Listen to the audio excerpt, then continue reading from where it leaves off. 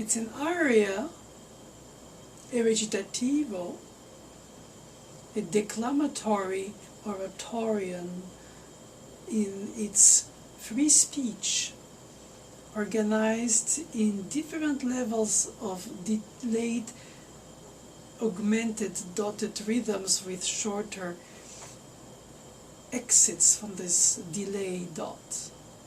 It's a balance of length, delay,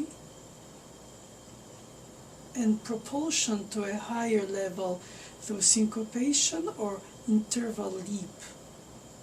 Each of the gestural demonstrations of the melodic line are filled with philosophical sense. The leap of the sixth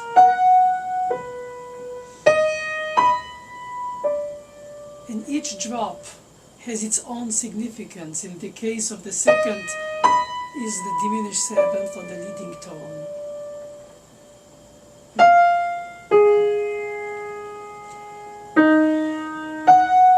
The return to the dominant, the tonic, leaps to the 10th, not the 3rd. All this powdered by skeletal harmonization that is there to just suggest the harmonic coloring, but not to impose it with stuffed essence. It's just as if highlighting the contours of the harmony in triads.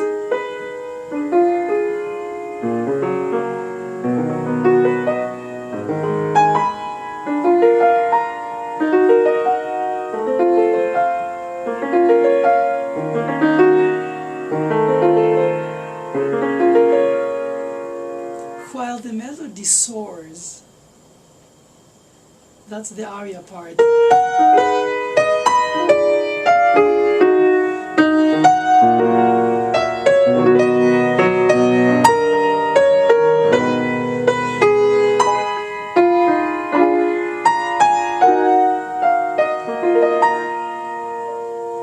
In an improvisatory style, the capacity to notate the freedom of the breathing between the sounds, as if the rests are, as well as the dotted held values, the air cushions which give soaring freedom to the short values. For instance, after the first note, which appears to be the melodic fifth of the harmonic root with a minor third, establishing in the first beat the tonality, which is the purpose of the prelude before the fugue. But of course it doesn't establish it with the tonic, it only names it. It's like, I name you E flat minor, regardless of the tuning of the day. But the fact is that the necessity is to establish in the second bar the subdominant, the pendant of the circle of fifths of the tonic,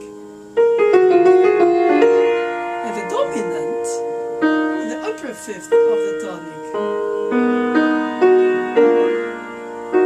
So we establish it with the reference to the perfect cadence 1-4-5-1.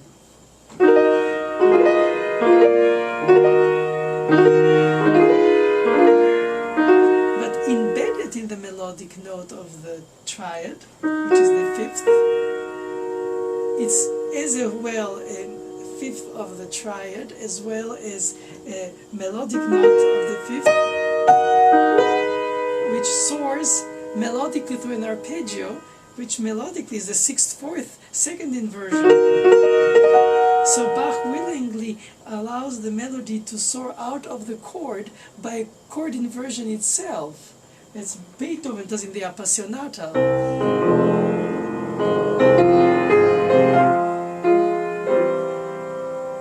Thematizing the interval, thematizing the inversion of the chord into a melodic theme or leitmotif.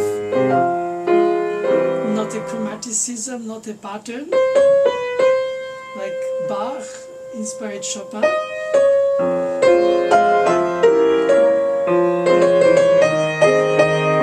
He inspired everybody.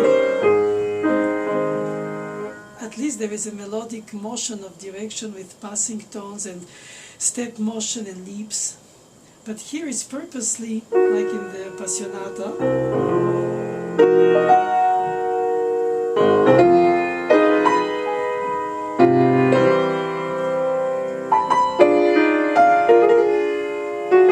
so the contours of the harmonization, as simplistic as it is, 1-4-5-1 is every prelude, so, and every other piece, so it's not like he's revolutionizing the establishment of the tonality in his display of the chords. It's just that he manages to integrate the melodic line to be absolutely part of the chordal harmonic lines, to the point to which in the opening bars one does not know which is which, and at which point it will really take off and separate itself, which happens later in the piece in more decorative elements like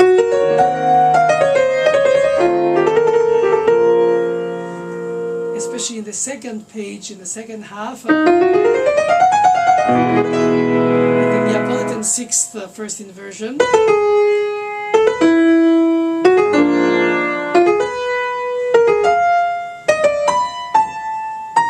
A very demonstrative, vegetative or gestural attitude, especially the diminished third, which is the most tortured interval by squeezing the third into what is, for our unexercised ears and perhaps unaware ears, it's major second. Except it's more tense because we spin around the essence, which is the dominant. Appoggiatura, accacciatura, escaped, but on nothing. There is no harmonization on that, is not? He stops it 2 bars away, just a little dominant.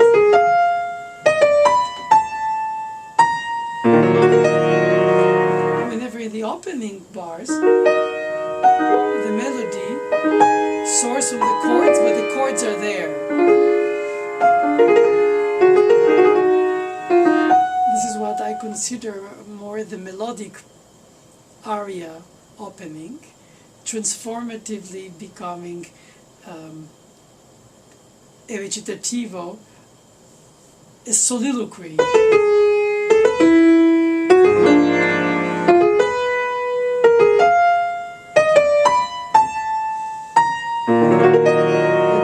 And the absence of harmonization added to the leaps of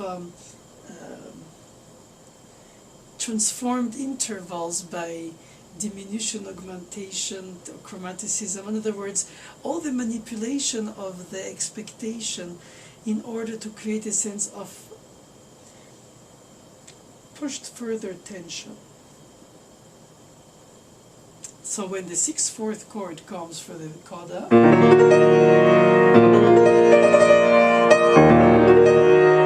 you feel the sense of accomplished relief. And at that point, he does not finish, but uses what the tonal system's gift, forever giving, is the deceptive cadence. It looks like the perfect cadence for the leading tone, reaching its magnetically attractive destination of tonic, but by going on a 6th or a 4th degree inversion, the bass line avoids the drop to the tonic, the 5th, by ascending half step up to 6 or to 4 first inversion. In other words, the ground moves under us, but the top of the melodic agogic leads to itself as if it's for the soprano the piece is ended. It doesn't know that under we have a different harmonization. So it stays 5 of 4. It accepts to go to 4.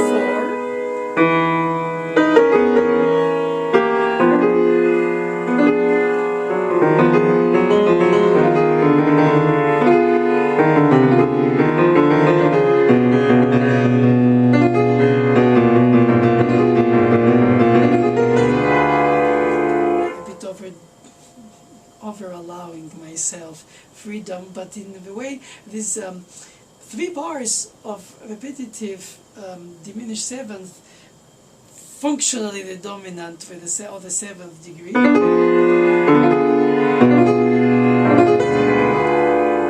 it's only delaying the return to the tonic with the last vocalise and then the acquiescence. This time we're gonna end 5 and 1. Not quite. This time he doesn't go to another deceptive. He does go to the tonic in the melody one more time, even if an octave lower. And he ends on the dominant 7th on the tonic, which is de facto 5 or 4. A bit like the philosophers answering with a question. He wants to answer to the dominant question with a dominant on the tonic, which temporarily needs to extend to resolve itself on the second inversion of the fourth degree, the subdominant bowing, and finally, this time, the third attempt to end the piece is the good one, with a Picardy third. Some consider that cheesy.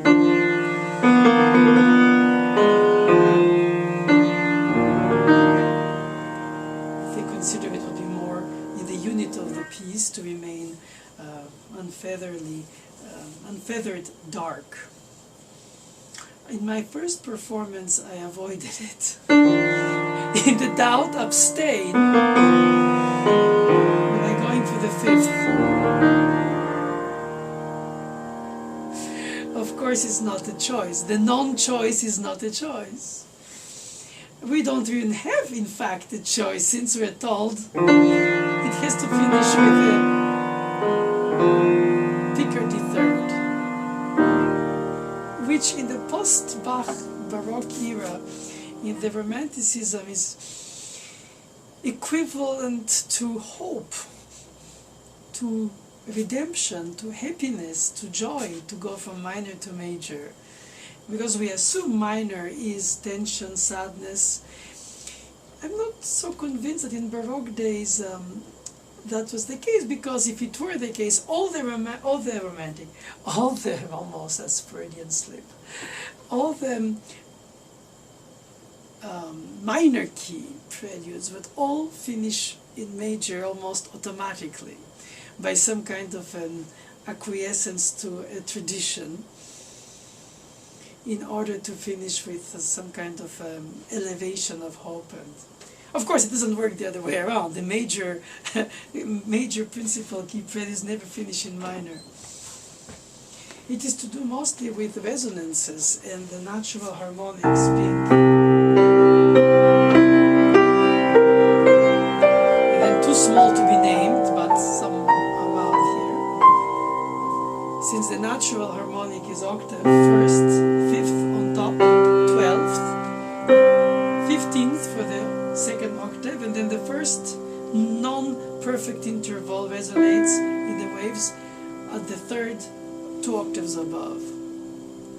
So it's not a pure, clear, obvious fact, and if you play very loud in a very resonant room, which is not here the case, like organ, church performance, in or orchestral or chorus singing, the major third is amazingly major, cleanly major, more than that, clearly major, undoubtedly major. But if it's minor, there are waves of resonances of major third on it. So if you're aware, and if the acoustic allows to enhance that faint harmonics sound wave to interfere with or collide with the minor third, you would hear de facto, which you don't hear as such, but it appears to be that. And in order to clear that final chord from all ambiguity or of dissonant sound waves, resonance of natural harmonics superimposed in acoustics where they rebound on each other. In other words, to be on the clear, you would finish in major. And therefore,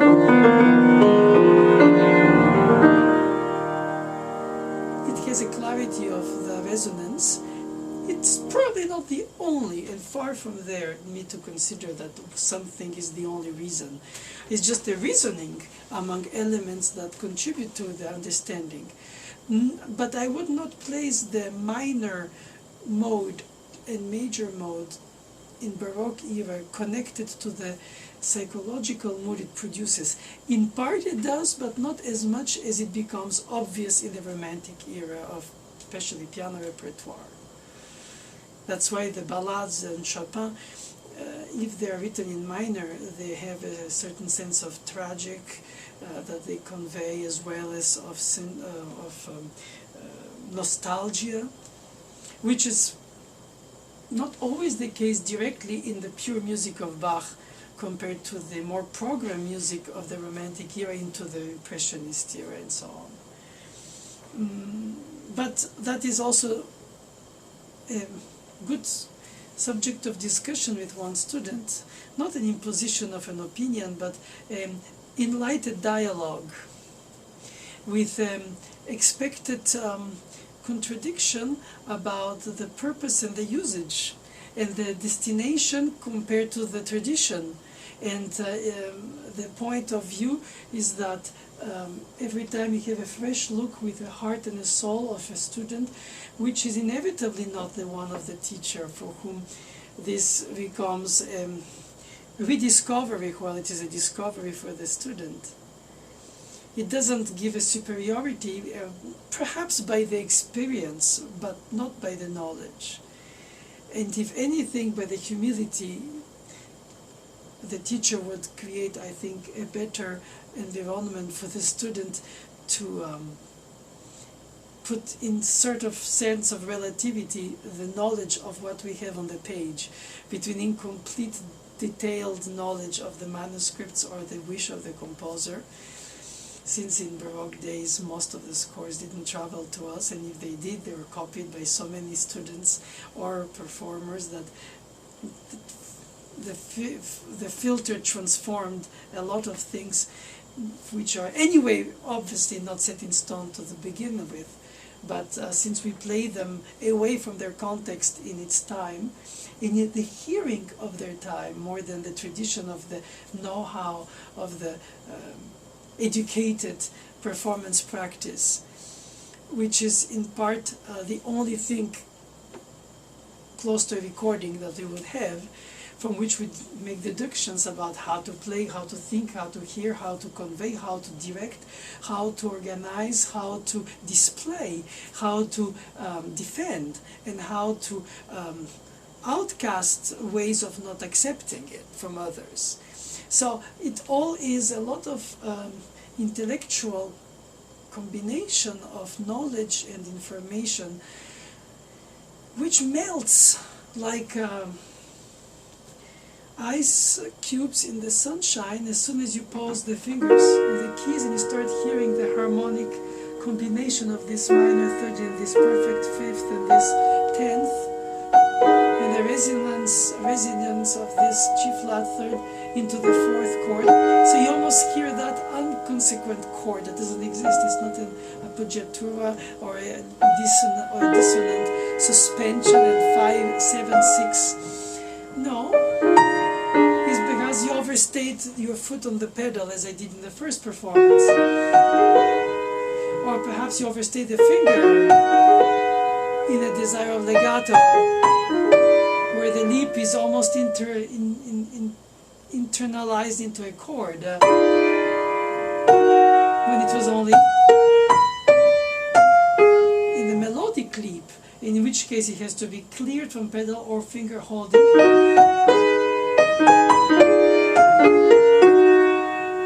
But one should never underestimate the meaning of the resonance of the harpsichord to our unexercised attentive ears of redundantly perhaps electronically or electrically, at least to start with, overwhelming developed sound volume from recording sessions. We lose the realization of the real scale of the projection and of the length of sound. So therefore there was inevitably in the desire of the composer the desire to have a fusion of the harmonies and some of those collisions which are suggested, hinted, but not displayed. So up to us to be not too cutting the edges and peeling it too much from all of its ingredients, because they are part of what the mixing of tastes brings to the palate, and then we enjoy this combination. Of course, some would say it's too much of this ingredient, not enough of this ingredient in every, but that is to do with the, I think on the performance level, it's on the spot. You respond to what you receive in terms of what you produce. Inevitably you respond to what you produce, but it's also through what you receive in the feedback of the acoustic, the instrument, the surprise, the expectation compared to the inner ear that projected, and not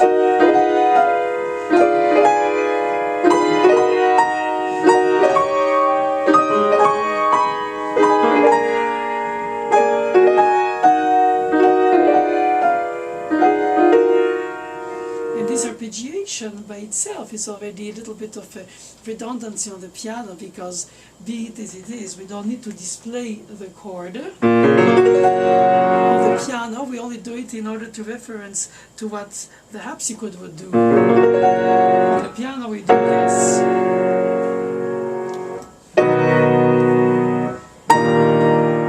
So it becomes a bit of a stylistic nonsense, or self-indulgent narcissism to imitate harpsichord in a convenient, reductive way on the piano for some things like the arpeggios, which by itself becomes perhaps more than the meaning that they had, because on the piano, with a resonance, which is enhanced by the length of sound of the instrument, it becomes out of proportion compared to the meaning of the sense of it. After all, we convey a meaning when we play, and not just an atmosphere of music harmony. Of course, the harmonies establish it in minor. As I said, of course,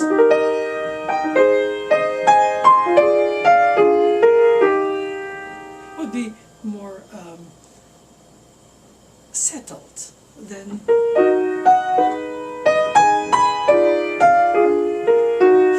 more pleading in the gestural usage of intervals that are diminished, or that are chromatic in any sense of the word. But if it's just a question of atmosphere, or just chordal, is enough.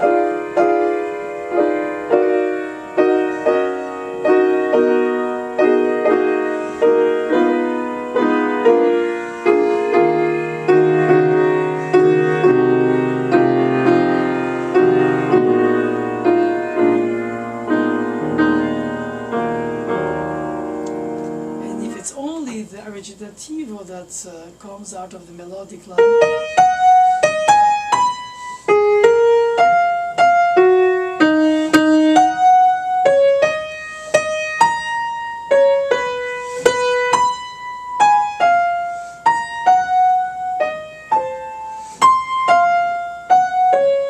With the decoration.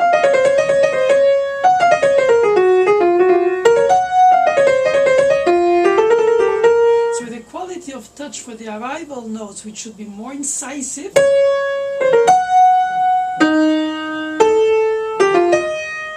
incorporate the decorations, which are bridges more than embellishments, in the sense of just vain narcissistic embellishment. Oh, I'm so pretty. Rhetorically thematical drawings of decorative written out elements, which passed Bach before Bach in his past, meaning the French harpsichordists didn't notate, they let it to the experience of the harpsichordists' creativity. Bach didactically writes it down in order to allow the performer who will study them to use them as templates for his or her own invention, creativity. And so point A to point B is through Bach's explanation here more detailedly, but nevertheless it could have been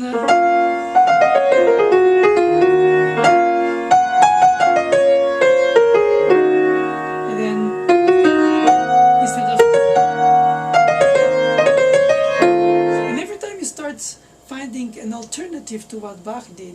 It's either because he did it too early and already cannot redo the leap of the 10th, because then it's no more a surprise or a agogical reaching a certain point of exclamation in the punctuation of the discourse, or because he will do it later and he spared it from doing it before, not to take away from the meaning of the arrival point where it will be necessary. He wants the narration of the discourse to bring you, so you remain on the edge of your seat listening to this narrator, fascinated, captivated, and almost saying, and now? And now? That kind of captivating narration is what is embedded, I think, encapsulated in all these didactically detailed written notes.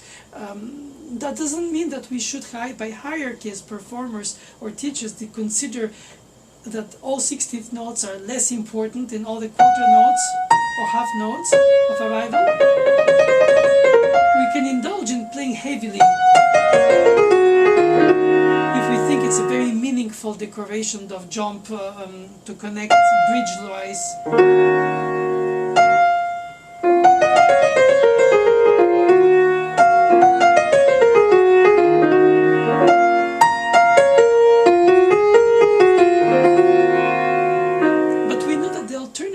Are not better or wrong, they're inevitably not right in the fact that we play piece written and established hundreds of years ago. But if for the sake of the learning process we learn to put in relativity the elements, we understand the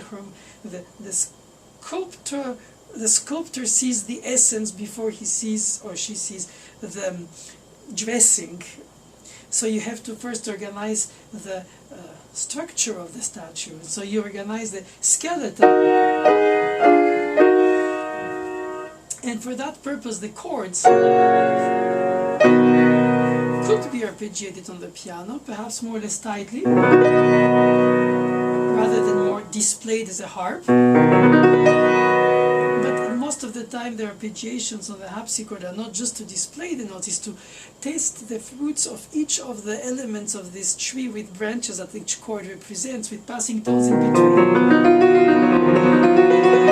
As we know from the unmeasured preludes of Couperin, where we are to indulge into the construction of this, each chord's DNA displayed, and then organize it in society, how it moves towards the next chord. So in a way we have to look with X-ray eyes on the score. Yes, every note detail is essential to our performance, because we could be more smart than Bach or more educated than other performers and feel superior because we can recompose it, we can reorganize it, we can write endless amount of variations to bridge this point to that point.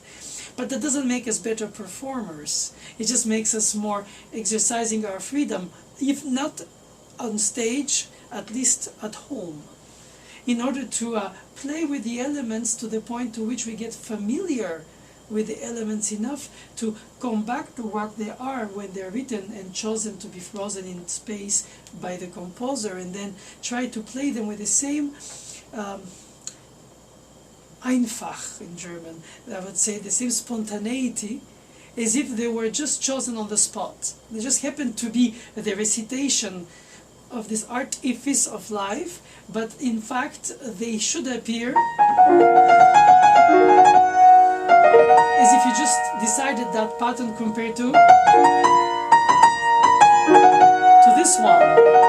Just happens to be the one everybody plays, but you don't play just because of that, blindly reciting phonetically every note, but intelligently choosing how to present the notes that Bach wrote with your understanding that they could have been other, except the ones which give the meaning to the sense, therefore the punctuation and the arrival points, and therefore you play more meaning than atmosphere, more chords than arpeggios, more recitativo than, let's say, a given mordant ornament that will embellish a given dotted note more than another, and which in a way could be placed anywhere else. which happens to be placed precisely where it is in the score. And more than ever today, students don't copy the piece from the teacher's score, who copied it himself or herself from their teacher in order to practice it and learn it, which was the basic transmission of those exercise preludes and fugues in the day. But with the editions and the electronics today, after the paper is almost going away, regardless which mode of transmission, we have in front of the eyes information which we take for the essence and the detail at the same level, which is not really right. It's almost like considering in some societies the temporal and the extemporal are connected in the way that they would organize their life in society according to their holy books, and that's it. They take it to the dot. And in others, they take all the other points of view. They take from the religious books an inspiration, and therefore a fable about how to behave morally, etc. So you can choose to be, and it's the easiest way, paradoxically, because the scores are available today, to just be faithful to the notes and recite them all without. But I think that at that level people appear to be humble, but I think in fact they're not. They just like to show that they are, by making of the ones who would not appear to be arrogant and eccentric. So quid of Busoni, quid of people who considered legitimately that they could transform and not transgress. And today we would consider that this is some kind of a heresy, and therefore the minimal amount of precision would be the lowest common denominator in competition. So if somebody competes with somebody else on improvisatory character of the piece, they wouldn't pass any round of any competition, because that's not an objective point of view. At least it's no more taught, since we teach in music schools worldwide for the last many decades skills, primarily and finally, and then between those skills we inject little portions of musicianship and knowledge, which are more like museum values but not real day-life values. And so students learn about harmonic progressions but don't recognize them in the pieces they play. They learn about improvisatory performance practice of the past, but they don't dare, because of their lack of knowledge of keyboard harmony, therefore by the means they don't dare because they can't. And if they could and they were taught to do so, then the question is, should they, in order not to be disadvantaged compared to others who would do it, since the majority has to recite the score of this sort of global world editions like urtexts, where the pseudo original text, which of course doesn't really exist as such in a unit, it's always an infinite amount of variations on that fact, or the concept of it. But let's say, to make simple, that's what it is. Play what is in front of you precisely, and then at your best ability and cleanly. And that's not wrong. It's exactly what should be at the base of it, not at the reaching point of it. So if we accept that at the get-go, then we can free ourselves on top of the hill because of a musicianship knowledge and an understanding of the piece, not as a composer to recompose the piece, just as a musician to follow the DNA of the composer's thought, and then the certain freedom in the performance would come as an answer to this understanding of the performer A compared to the performer B. And if it charms the audience or it disappoints the reviewers, or perhaps it is a denial by professionals in the jury, for some, then be it. But I think that this is where interpretation reaches some kind of crystal ceiling that has to be broken. And it has to be broken by an approach of intense humility through freedom after understanding, instead of the understanding becoming the source of the, it's almost like as if understanding it means I cannot do anything else but that. In that case, there is no more a leeway for a movement of freedom between, let's say, somebody who likes it with large arpeggio or somebody who tries it with tight arpeggio, who over dots or under dots, who uses the pedal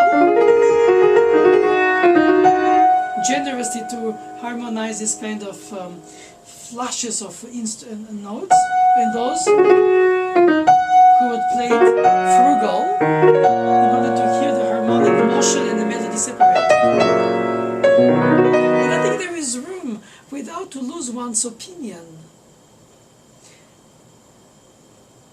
for all of these and more. And accepting things one wouldn't agree with, one doing it oneself, if one feels in one's integrity that the performance of this or that person, regardless the hierarchy, if it is symmetrical or not between a student, a colleague, or a peer, into an acceptance of a different understanding. And I think that we navigate in thin waters when we study, learn, teach, perform, record, analyze, write articles about, between those who know and those who are afraid to show their opinion, and the majority of those who play without conviction, other than because it says it on the score or the teacher informed. And there's nothing wrong with that if this obedience becomes in performance one's conviction. And as a teacher, I find that it's essential to elevate the debate at the level of musicianship that would trickle down to the performance.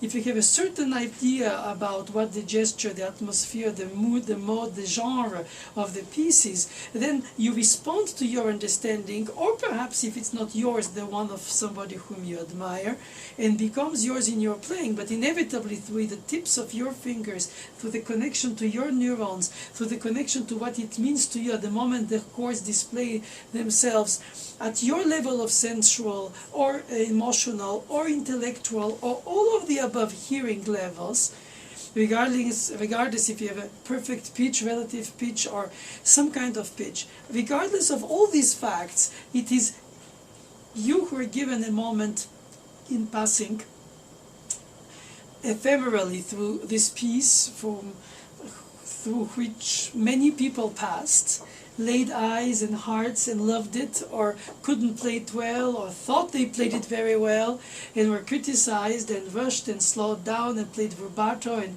considered it more romantic. Others thought of it as the very concept of it as a heresy.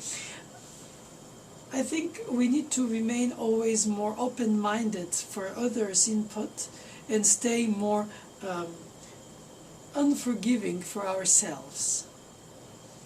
Once we know what we want, until we change point of view because of circumstances or influences, we try to respond at our best to what we hear innerly. And then the phrasing, the articulation, the fingering, the tempo, the pedaling, they all come down logically as a cascade of this original source.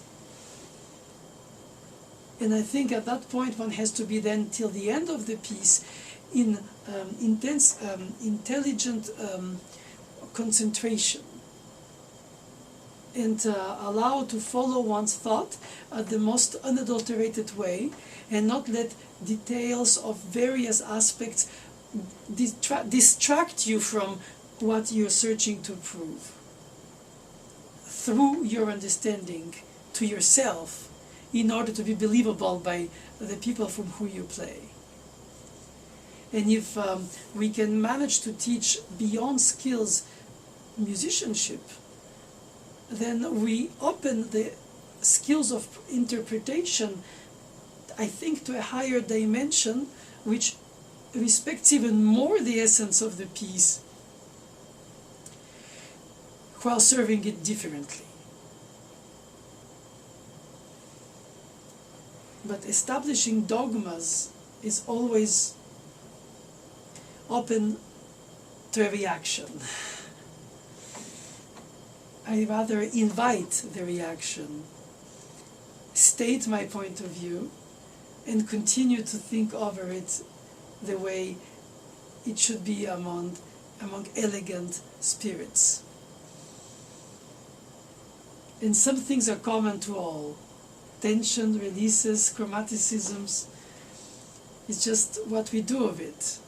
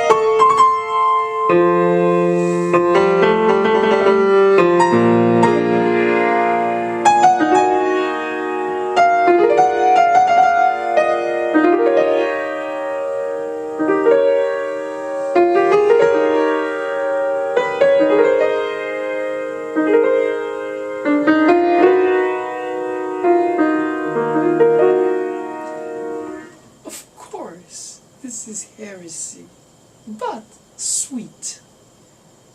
Also liberating feelings of expression that perhaps you want to express through his notes, but first you have to experience through digressing his notes. In some situations, on the spot, as I just did, a little more, let's say, believable, if they were, than the others, which are harmonically and melodically away from the frame of the time period. And an element which the improvisers, performers of the time of it, or around it, in the centuries past, didn't have to worry about, since that's all what they dealt with, is the time style system of the time period of the place. So inevitably they develop a sense of what the toolbox can help them to enhance this or that element that they have at their disposal. They don't have to constantly think, oh, this is out of style, this is in style, because in a way we're always surprised. Bach is the first to surprise us with things that we don't think he would have done, but he does. And then we are so thrilled when we see it by his writing, and like, oh yes, he really wanted that. How striking that he did. But if we did it, some professor of music history would say, Bach wouldn't have done that. As if we really know that. Or at least we assume it by the overwhelmed amount of pieces of Bach that we analyze and learn. Then by deduction we assume that since it's so rare, he might have not done it, so forth. So the believability of that is the question.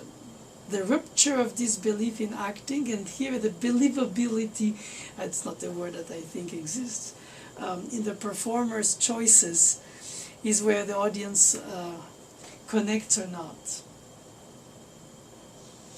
In fact, through the performance practice of a piece like this, which beauty is extratemporal, we have to deal with the temporality of the knowledge of what, how, and when was played, on which instrument, with which ears, for which audiences, for what purpose, in which context.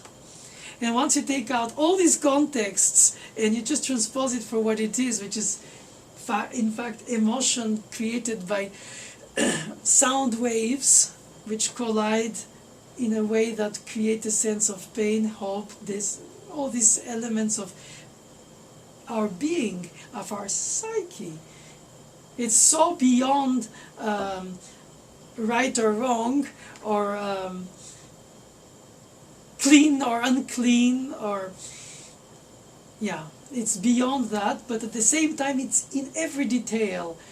That's why I would say that once one thinks like that, with gentle freedom, with an informed knowledge about the piece and its organization within the frame, then one plays it precisely like written, and one feels so free and not constrained by the notes of the composer, because they become my speech during the few ephemeral moments I played for my audience. I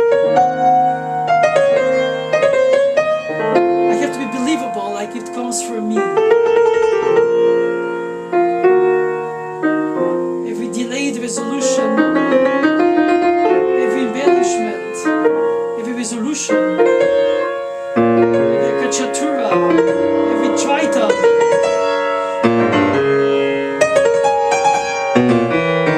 every subphrasing,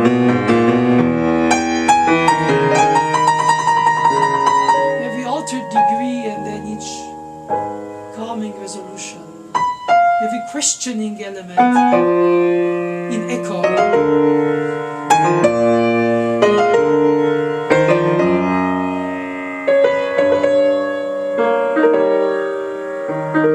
Every dropping seventh for each ascending second melodically.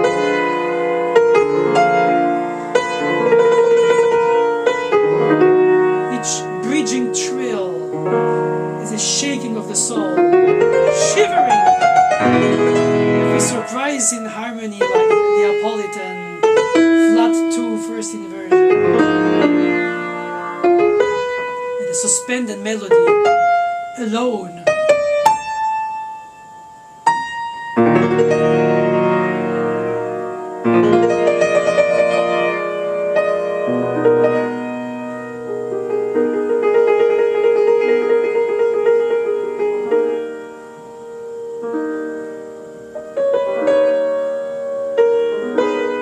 Short value picked after the long under the dropping level of the decay.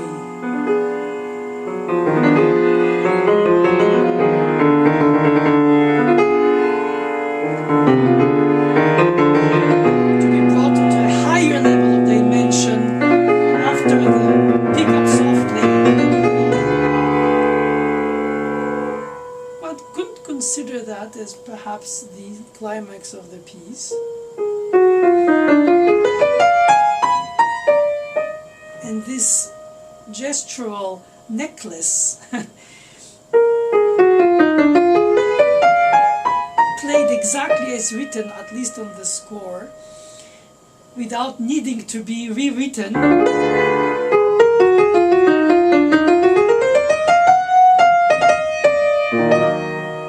Has to be played as if it's written by me. And perhaps a slight rubato helps the sensation that it is improvised on the spot and not just recited of knowledge. But the percentage of rubato should be very small. It's like an oscillation around the beat.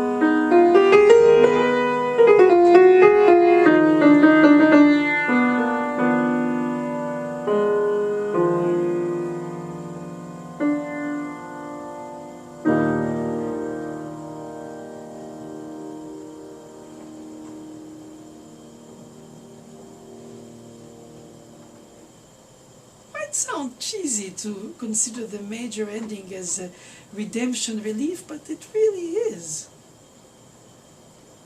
And so to not sugarcoat the interpretation in some kind of emotional roller coaster, which is reductive, nor consider Bach's writing only in the point of view of the architectural, architectonic, mathematical organization, which it is too attractive to the brain, is attractive to the soul at different levels.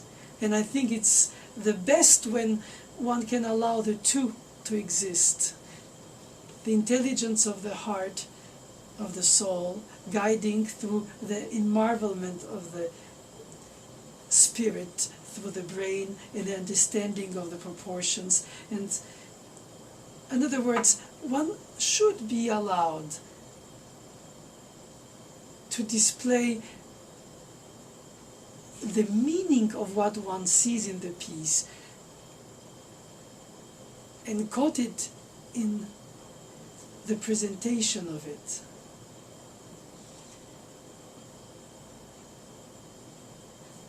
The contents and the shape in which it's nested.